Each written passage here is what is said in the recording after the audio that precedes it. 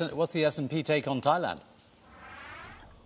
Well, as JP said, there are the glass is half full, half empty. We have global headwinds that are also affecting Thailand in terms of the global slowdown. That's going to affect exports.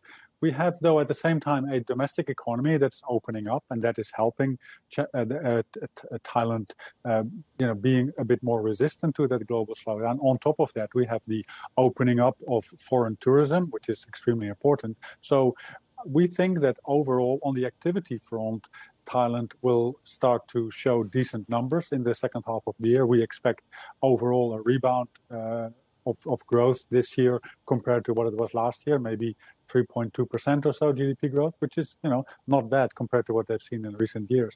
The big challenge is really inflation and what that means for the central bank. How much of a challenge is the political situation? I mean, Prayut's position right from the get-go has been somewhat controversial. We've seen 4 votes of no confidence against him right now. Are we heading for more political turmoil in Thailand? I have to admit, Timur, I'm not the world's greatest expert on politics in Thailand. I focus a lot on the economics. I think what we have seen is that, at the headline level, we always seem to see quite some political turmoil and tension. Somehow, the actuality seems to be a bit more stable than the headline, than a newspaper headline. So far, it looks like, the political situation is again calm down a little bit, and that perhaps should help also economic policy making.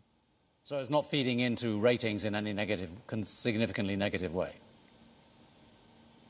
I think that if you look at the economic outlook for Thailand, then, which is what I focus on in my job, then I think that the economic policy environment remains, relatively stable. And so that means the government can focus on what are the economic policies that are needed at the moment. And I think they will increasingly start to look for ways in which they can dampen the global downward pressure on growth.